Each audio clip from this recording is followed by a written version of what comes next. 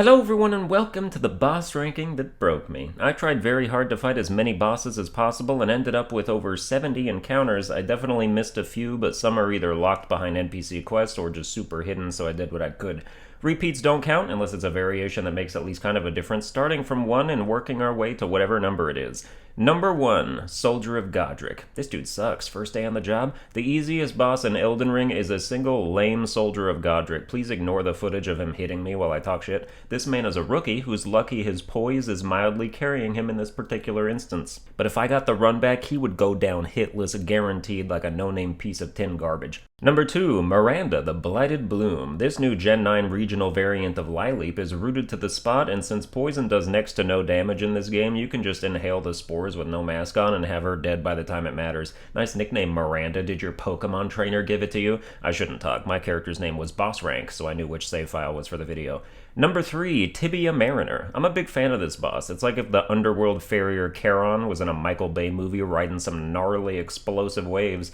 This dude's just minding his own business, rowing his boat on inch-deep water, and we have to come crash the tranquility. If you stay on horseback, he really can't do anything. It's like a grandfather on a porch trying to swat flies with a newspaper. Number 4, Beastman of Farum, Azula. Settle down, bro. You're no Jesus of Nazareth. This is likely the first easily beatable boss you'll encounter in the game outside of the tutorial, and as such, he exists to be slain. He is, however, an early example of how bosses in this game love to do like 8-hit combos out of nowhere. As a shieldless melee build, which I maintain for the entirety of the game, I do have to wait longer for attacks to end than people with shields who can just block wimpy strikes and guard counter all day, but you can still just hang outside the range of this boss and run in and get punishes when they're free. Number 5, Scaly Misbegotten. Alright, so I'm a little over-leveled. So what? I missed this boss in the beginning and had to go back after I beat Godrick. It's still an easy mob, so much so that it's literally a normal enemy in the same area at Castle Morn. I'm using the Guardian Sword Spear, in case you're curious. It drops from those little Erd Tree DemiHumans and eventually scales A in Dexterity if you make it keen, so that's something.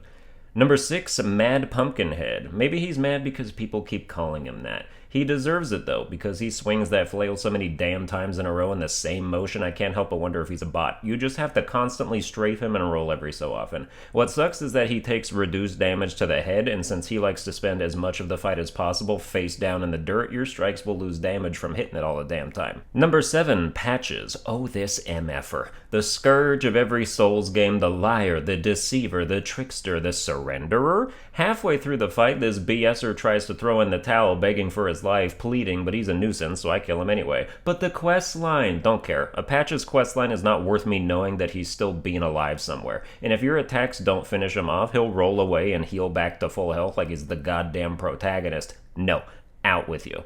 Number 8, Cemetery Shade. Aw, the kid from Limbo is all grown up and psycho. Understandable. Cemetery Shade got some rapid-fire stabs and a sticky snare projectile you'll want to not get hit by if you value your forehead. Mashing shoulder buttons can help you escape before he starts sucking your scalp off, otherwise he takes an ass buttload of damage, especially to magic, so go nuts. Number 9, Onyx Lord. 2 words. Strong jump, attack, stagger. Non-NPC bosses with no poise can be mildly stun-locked by repeated jump R2 attacks if your weapon isn't a feather, which will also eventually break their poise completely and give you the sexy, sexy visceral attack. Onyx Lord's gravity spells are kinda nifty, but they don't seem to do any damage compared to his normal sword swings. Maybe if he put a chest plate on, he'd spend less time on his knees. Number 10, Guardian Golem. Oh man, what are you doing in combat when your shins are so glowingly damaged? How do you not think that's going to be my primary target? Do you know anyone who plays hockey that could give you some shin guards? Then you'd be the Shin Guardian Golem. Why am I not on the front page of YouTube? Once you get staggered, a heart guard might be good too. Got a free accessory slot?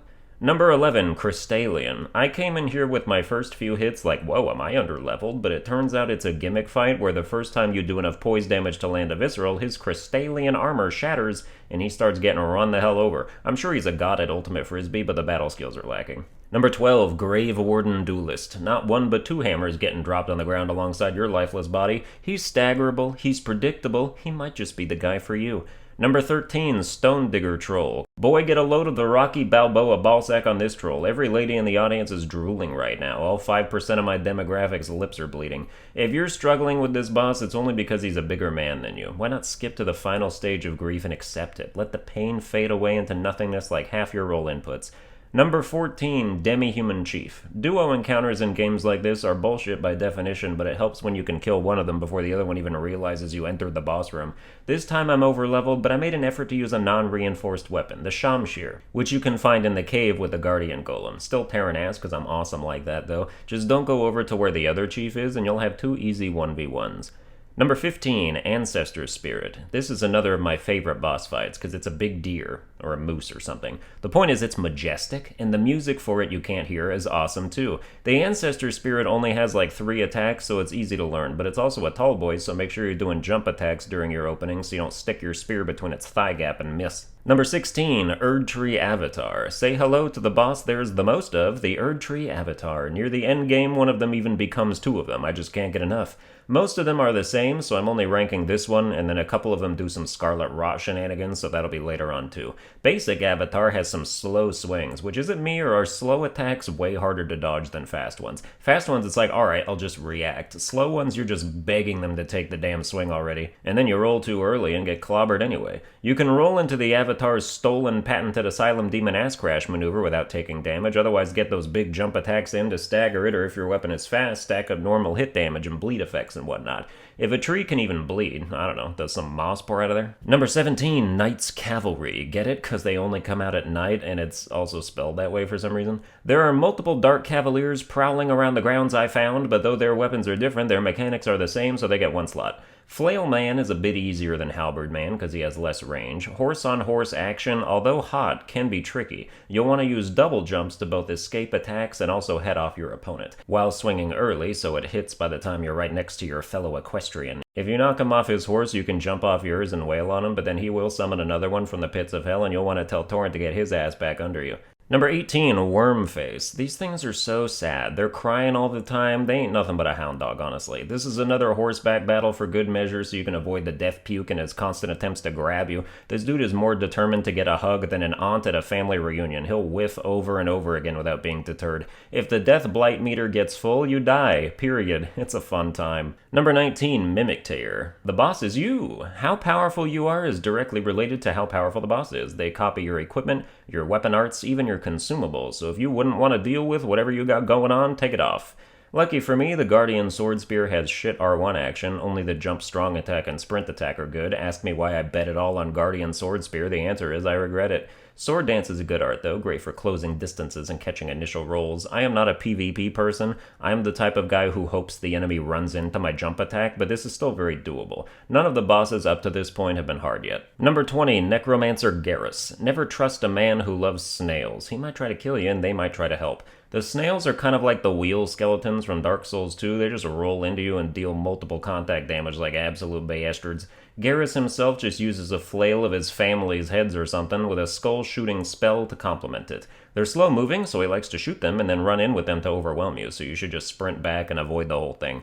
If you see a snail, kill it immediately. They have good tracking. It's the worst. Also, the fight doesn't end until they're all dead anyway. Number 21, Cleanrot Knight. I would have ranked this boss higher given that it takes place in a poison pool because Miyazaki is a sadist, but the Cleanrot Knight can be backstabbed and kind of lets you a lot of the time, so you can make the fight over before the poison becomes a factor. Roll around in the poison, who cares? Bathe in it, become it, sully the Cleanrot Knight's name and corpse with your toxic filth. Number 22, Sanguine Noble. Pretty much the same deal as the last boss, except bleed. Backstab that mofo and don't stand in the blood because it makes you bleed for some reason. That's like if standing in water just made me start pissing out of every hole in my body. I shudder at the implications. Number 23, Bell-Bearing Hunter. I gave him a little more credit because I was mildly over-leveled, but this dude lets you get a full combo on him before he's even ready to punch his ticket into work. This is a weak version of a much harder boss later on with his telekinetic bloodbender sword swings. Imagine doing this instead of donating to your local blood bank. What a waste. This dude could supply a whole hospital. Number 24, Aiden, Thief of Fire. Wow, you steal one fire spell and get a label for the rest of your life. Aiden is surprisingly nimble for having a King K. Rool belly. His shit primarily consists of launching one big proximity detonated fireball that slowly hovers towards you while he uses the distraction to sneak some hits in. The fireball glows brighter when you get close and then explodes after a delay, like I do when a girl sits next to me on the bus. I'm using the Godskin Peeler Twin Blade here, which I tried as an alternative for a while, and it did good work, but the action wasn't for me. Number 25, Fell Twins. A pitch-black fight reminiscent of the Four Kings, but we've downgraded to 2 twins, and now our bedroom sucks. These guys stagger when idle, but a couple of their attacks have super armor just to pee in your cornflakes. It's another duo fight where one of the people just isn't present. I think he might be cheating on the other one behind his back. As opposed to in plain view, I guess. Only when his partner is destroyed does he lament what he lost and start to give 100%, but it's too late. The relationship has crumbled into the void and there's nobody left to succeed for. Number 26, Half the Dragons. There's a lot of dragons in this game, and a few of them are either element swaps or literally just a difference in breath color, so they get ranked the same with a couple exceptions later. I like to fight my dragons on horseback for the ease of escape once they fly into the air and rain elemental death on you, but I see how getting off to deal extra poise damage to its feet can be a good idea too.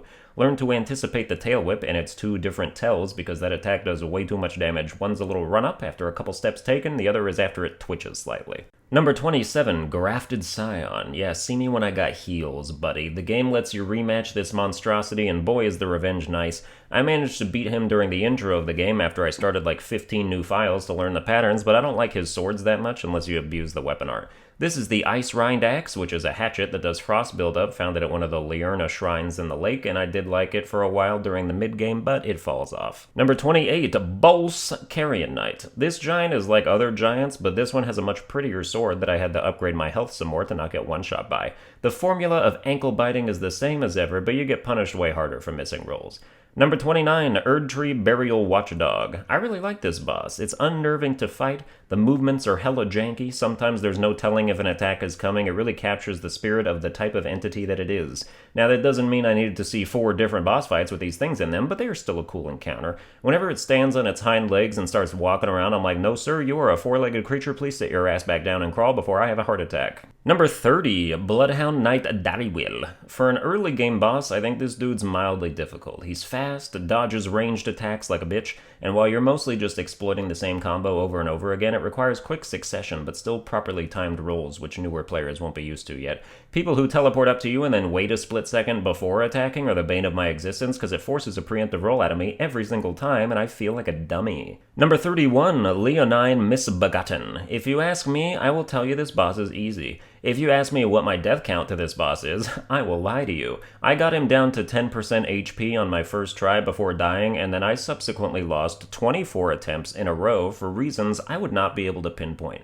Nothing he does is particularly hard to deal with, although the 2-hit parts of his strings always seem to clip my rolls, but you can jump over his lunge attack and deliver a strong counter, and the end lag of pretty much everything he does is substantial enough to be punished. I hate when bosses are easy, but then they just keep killing you, you know what I mean? Number 32, Tree Sentinel. I am one of the stubborn few who like to fight this boss immediately, except in the case of this footage, I guess. Also, I don't like to, I just feel lame if I don't, and I felt kinda lame here. +7 spear in hand from Murkwater Cave, good early game weapon, not because the weapon itself is good, but just because it'll out-reinforce anything else you have for a while. I've seen people fight the Tree Sentinel on horseback, but I require the ability to get iframes from dodging, especially when he starts doing his broken AoE shield slam with a hitbox that's nowhere near what it looks like. Number 33, Magma Worm Makar. It's almost like playing Snake, the way he crawls back and forth across the arena, leaving lava trails in his wake, a lot more than his body seems like it's capable of producing. You want to control his direction so he doesn't coat too much of the ground with it. Otherwise, the only attack that means anything is the one where he slams his sword on the ground under his neck, which does a ton of damage unless you get the roll timing down.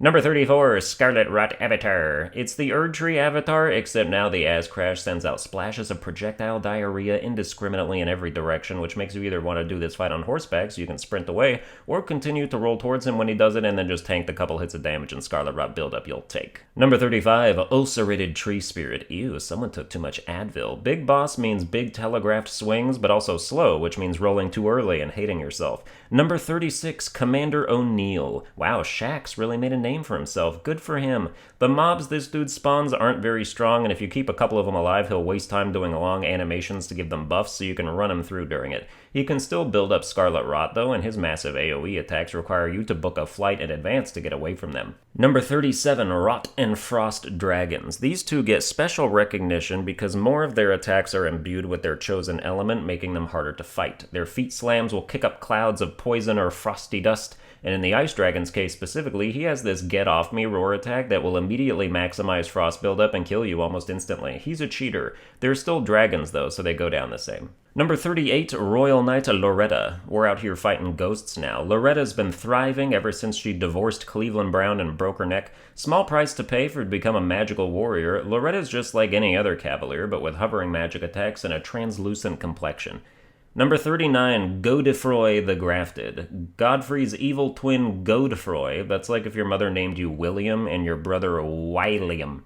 Godefroy basically fights exactly like Godfrey, except there's no dragon corpse to defile, so he doesn't have a second phase and is therefore easier. Number 40, Godrick the Grafted. I think Godrick is easier than Margit. His combos are less flexible and easier to deal with. Godrick continues the Souls game trend of bosses dismembering themselves when things aren't going their way and somehow getting stronger because of it. In this instance, Godrick cuts half his arm off, maybe no big loss since he has 20 of them, and then uses his sharp-ass nub to carve a hole into the neck of a dead dragon, grafting it, to his arm, at which point the dragon head comes back to life, which seems unlikely. At this point, you can run behind him while the dragon breathes fire and get a very large amount of damage done, and you can bait that attack out whenever if you stand at mid-range.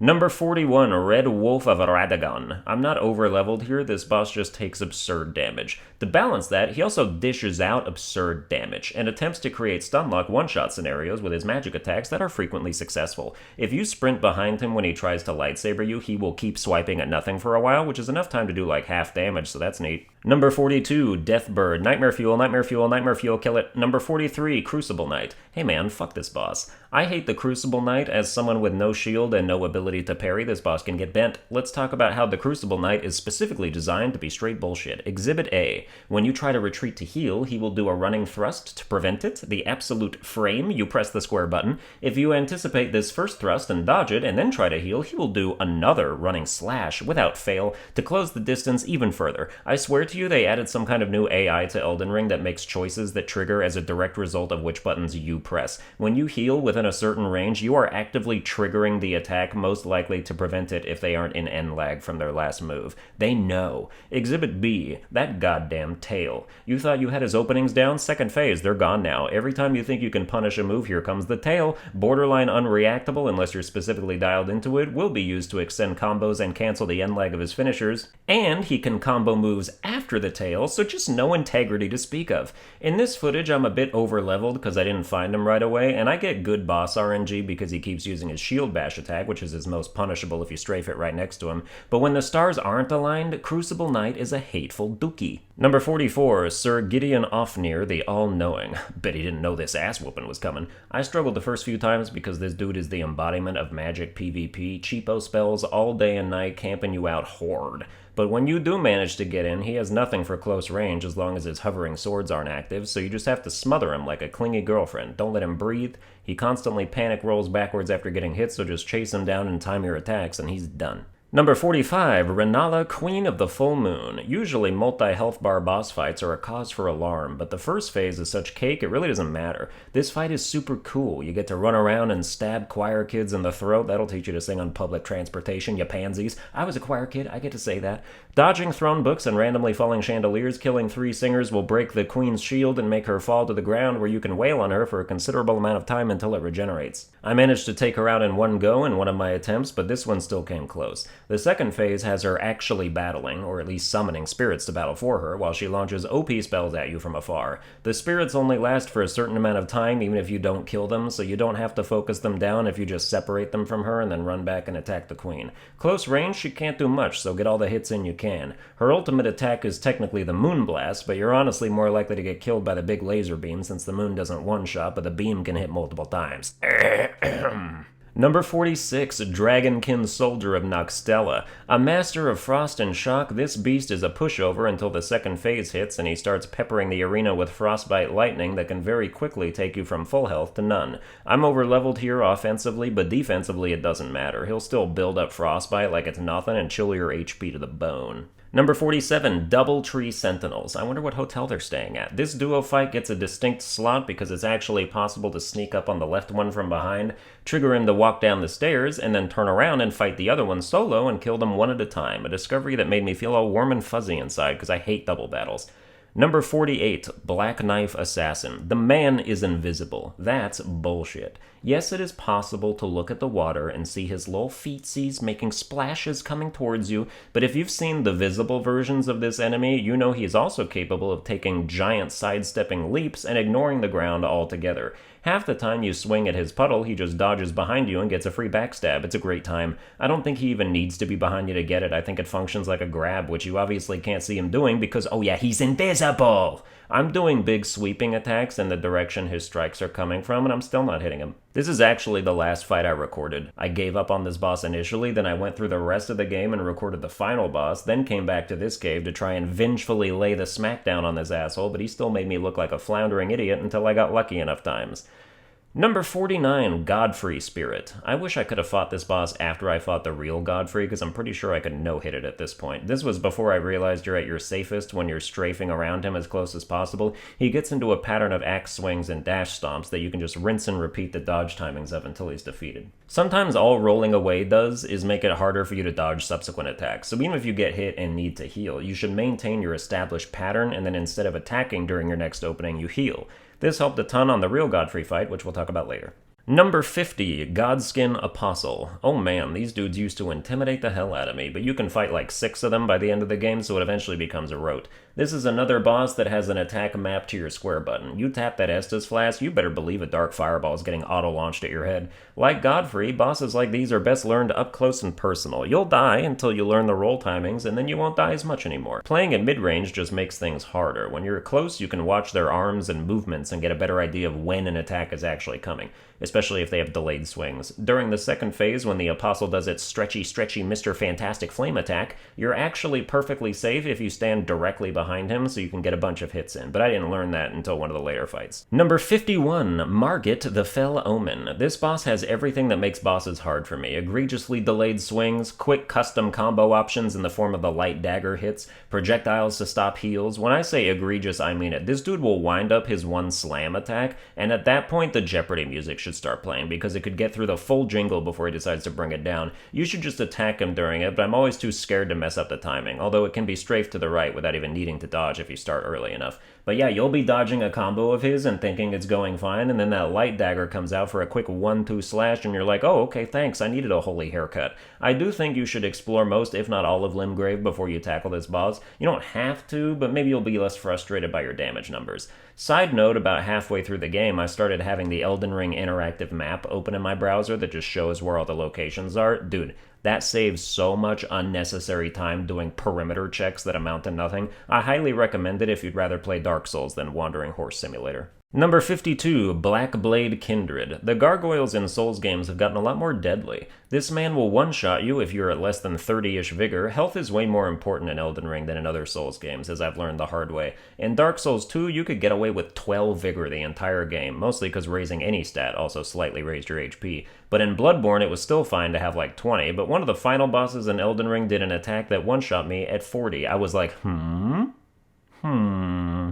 Number 53, Draconic Tree Sentinel. It's like the Tree Sentinel, but what if every attack did massive AoE damage just to piss you off? Also, the horse can shoot fireballs because, halfway through the fight he becomes charged with the power of lightning, and boy does he abuse it. Going to need very good roll timing on this one. The AoEs will linger almost as long as your iframes. I feel like my dex build wasn't really a dex build. I had 55 dex by the end of the game and scaled A in it, but I'm out here using a slow halberd and trying to rely on jump attacks for poise damage. This build is fake. All the weapons I wanted to try had intelligence or faith or arcane requirements. There's a ton of magic weapons in this game, so I think the game wants you to be a hybrid of some kind. Number 54, Godskin Noble. Why is it always fatty? This 1,000-pound sister is pretty nimble for a guy whose favorite language is Pig Latin. This giant muffin with a rapier and a bib the size of California is a formidable foe who uses his body as a weapon to crush you like that isn't a self-own. His most dangerous attack in my mind is when he starts rolling around like a boulder. He has good tracking and it's hard to dodge, but with enough punches to the gut, he can be staggered like anyone else. Number 55, Abductor Virgins. I honestly can't believe these 20-foot-tall porcelain death traps have never had sex. I discovered the hard way that if you get grabbed to death by one of these regular enemies in the Royal Academy area, you get transported to the basement of Volcano Manor, where once you unwittingly rest at the site of grace, you are unable to leave until you have a three-way with 2 virgins at once. You can't fast travel, you can't do anything until you face the onslaught of BS that this battle provides. It has all the familiar trappings of a duo encounter, multi-hit stun locks, getting wrecked from an attack off camera, and these dudes in particular have attacks that are just active for 10 seconds at a time while they wander around, so it's even harder for you to find a willing opening than it is for the virgins. Dodge the grab at all costs, the snakes stay out for a little bit and take increased damage if you land some jump attacks. Maybe lose the snakes if you're trying to get laid, just a tip for you to get just the tip. Number 56, Round Table Knight Vike. It's an easy NPC PvP encounter except for one attack, which will stun lock and one-shot you without fail. If you get hit by the first strike, which has no wind-up time at all, you are guaranteed to get hit by the second strike, which will kill you. Things can be going so well until you just randomly die. It's awesome. Number 57, Fire Giant. Now this is a giant. No other giant in Souls games have really been a giant, not like this giant. This giant will slam his super omega ultra-sized shield on your fragile miniature head, and somehow you won't just get buried 1,000 miles underground and pop up in China. Once you destroy one of his ankle clasps, it reveals a raw piece of leg that definitely hasn't healed since some giant wolf took a bite out of it, and you'll do extra damage by hitting it, although it's kind of high up so regular attacks don't reach a lot of the time. I mistakenly thought that you could go undo the other clasp on the other leg too, but apparently that one never comes off. If you die, the leg stays open without you having to undo it again, so that's neat. I'd stay on horseback for this, and watch out when he does the world record for largest fat roll so you don't turn into a horse pancake. During his second phase, he reveals that his stomach is also a face, and just stores fire in his mouth that he likes to shoot up into the sky and out of the ground. This fight takes forever. Number 58, Elimer of the Briar. This was kind of like Leonine for me, in that I really was not okay with the fact that I kept dying over and over again to things that are technically not that difficult. But if you miss one roll timing during a combo, you're probably dead. There's something about his rhythm that's just a little too slow, and I was constantly rolling too early and getting wrecked. Number 59, Morgott the Omen King. Damn, this dude has a lot of swords. Fortunately, he also has a decent amount of safe openings. This fight only took me like 3 tries, but I probably got lucky with some of my dodges. Definitely harder than Margit, but not super bad. Number 60, God Devouring Serpent. Functionally, this boss is not difficult. Dodge a couple snake strikes, use the provided weapon that reaches halfway across the map with its wind pokes and attack from almost anywhere. That weapon is upgradable, by the way. I took it home and got it to +6 and then brought it back for some decent damage. But once you get to the second phase, all hell breaks loose. Literally, the whole area is just fire incarnate, with spectral flames coming at you all over the place, doing damage and obscuring your vision. It's hard to see what's happening. And the area is big, but not infinite, so you can and will get backed into a corner unless you're strafing around the boss. I just did repeated jump attacks to stagger him, and then if there was a place to stand to perform a visceral, I sure never found it, but you just keep attacking while he's down and probably do more damage that way anyway. This took me like 12 tries, and with each attempt I just got more and more tilted until I finally got it, and it didn't even feel good to win, it just felt like I'd staunched the bleeding of an open wound. Number 61, Full-Grown Falling Star Beast. I fought the non-fully grown one too, and I really don't see a difference. They're the same size with the same attacks, but this one has more room to run around and be devastating. I just could not do this boss for a very long time. Too many attacks, too easy to get clipped, too hard to hit his stupid soft head. Every time I went for a jump attack, he just ran off or started an attack that shifted his hurt box and waylaid me. If you do manage to stagger him, don't do the visceral, it does no damage. Better off hitting his head from the side. This thing could almost be cute if it didn't have gross mandibles and didn't kill me upwards of 20 times. Number 62, Starscourge Radahn. Yeah, I summoned Sumi. You're supposed to. It's part of the spirit of the festival. These warriors didn't gather here from every corner of the world just to sit on the sidelines and watch a woman get knocked off her horse over and over again. If anything, I summoned them just to stop him from shooting me for a second so I could actually approach. Caelid is very confusing because it feels like an endgame area in a lot of respects. Lots of powerful enemies that one-shot you, infested with dragons, but it's accessible right out of the gate, and some of the stuff in it is less high level. Radahn isn't, though. I had to out-level him. I came back at level 100 or so after level 70 failed me, so I could do some actual damage and not get insta-killed. Number 63, Godfrey, aka Horalu. We are now in the top 5 hardest bosses of Elden Ring, that I found anyway. I don't know why in his second phase cutscene he's all, "I am now the mighty Hoarah-Loux," like that's supposed to mean something, or like it sounds even kind of cool. He was known as Godfrey the First Elden Lord. That's like if a guy who was renowned as Mordecai the Devil Slayer suddenly went, "Now you will call me by my true name, Billy Johnson." I love Godfrey's first phase. I think the first phase of this fight is the most fun boss action in the entire game. You're in a constant state of motion, dodging, strafing, attacking, managing your stamina. It never stops. You either keep up or get swept away. Stay close the whole time, but when he does a particular axe swing, you'll learn to recognize, dodge, and run away, then stop for a second to roll or jump at the right time with the headbang, because you want to stay way out of range of his earth-shattering quake attack, which definitely one-shot me at 40 vigor once. The second phase cutscene is upsetting. I don't have the footage, but the lion on this dude's shoulder has been nothing but moral support the whole time, cheering him on with roars of encouragement. And in response, Godfrey kills him with his bare hands for no reason, just so he can take his shirt off and fight with his fists like an anime character. In this phase, he takes more damage, but he does a lot more grabs, and his combos are a lot less predictable. I do not like it, or him. He's a cat killer. He should be in jail. Number 64, Commander Niall. God, I hate you. Commander Niall is a raging bastard of a boss. First off, he summons 2 strong spirits you have to kill, those annoying knights that can travel across the whole map with 1 elemental charge. After that, he imbues himself with frost and lightning and does stupid AoE damage all the damn time, many of which lingers for too long to be rolled through, so if you're close to him trying to get hits in, you're going to constantly take unavoidable AoE damage whenever he sees fit.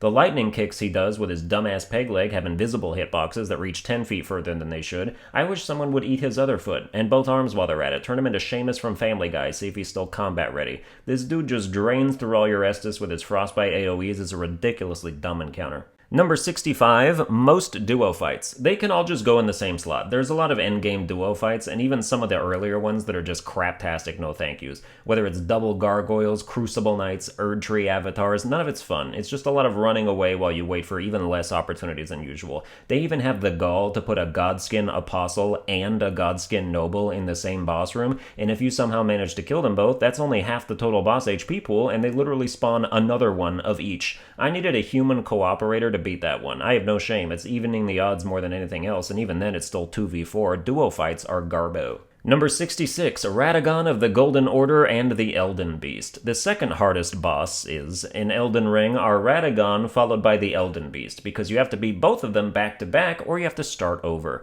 Radagon doesn't seem that bad at first, but I guess FromSoft really got it in their heads that the best way to make a boss's second phase harder was just to add AoE to all their attacks. There's just a lot to watch out for, and I could be doing well for a majority of the fight, but I wouldn't be able to keep it up long enough. Something would trip me up. I'd guess wrong on an attack, and from there it just became an endless cycle of panic healing into taking more damage into panic healing into damage. Also, look at this shit here at the end. I'm a hit away from death, and she's so close, so I go for it all here. Like, you've got to be kidding me. That boss is dead. Look at that HP bar. Tell me the person using it is alive. The Elden Beast is a beast all its own. Giant enemies are usually easier, but this one spends so much time miles away from you lobbing spells, it's so annoying. You run up and get 2 hits before he's on the other side of the field again. I feel like I'm doing suicides in gym class. I haven't beaten the Elden Beast. I can't even beat this shit with spirit summons, because the Mimic tier is almost dead by the time it gets through Radagon, and the Elden Beast, of course, does absurd AoE damage the AI doesn't know how to dodge. As far as human co-op is concerned, I tried to do that too, just so I could see the end of the game since it's the final fight, but I was literally unable to summon anyone because they were getting snatched up by other summoners first. It's only been a week. Maybe it's still too early for most helpers to be farming endgame cooperation. So yeah, I can't do it, man. It's a bit understandable because it's a back-to-back boss fight, but it's only the second hardest in my experience, so you be assured the last one is even more unjustifiable. Number 67, Malekith the Black Blade. I ranked this harder because it's one boss I had equal trouble with solo compared to 2 bosses who needed to be 2 bosses to give me a comparable amount of trouble. The hardest boss in Elden Ring is Malekith the Black Blade, first known as the Beast Clergyman, but specifically the second phase. The first phase isn't that bad. It's still hard. He does rapid swipes that are designed to catch panic rolls, and he has lots of widespread projectiles, but I can handle the first phase acceptably. The second phase is just a completely different boss. It's not an evolution. It doesn't build on existing attacks. It rewrites the entire fight and gives his sword he now has damage over time. So if you get hit and it doesn't kill you, give it some time. It will. This beast is constantly jumping around, lobbing sword arcs through the air, super hard to catch up to land anything, and he's got this one multi-hit AoE when he lands sometimes that feels completely undodgeable. It hits through walls, it's huge, and he's tracking you when he decides where to land with it. And even if it doesn't kill you outright, the DOT will before you can get your flash down your throat. I got past the first phase at least 30 times, only to get almost automatically murdered by the second phase. Like, I don't get it. Even the Mimic tier, which is a spirit summon that basically just copies you like a co-op summon, couldn't do much against the second phase because she couldn't reach the boss ever. It took 6 more attempts using her to finally squeak out the victory, which I didn't record because I'm ashamed, but I'm still telling you about it because I'm a masochist. But that's gonna do it for this boss ranking, the biggest one I've ever made, so if you liked it, please like and subscribe and stuff. I'm trying to trend again like I used to back in the day. Follow me on Twitter at SunburnedAlbino. I'm streaming Elden Ring on another file on Twitch sometimes at twitch.tv/SunburnedAlbino, and I will see you guys next time.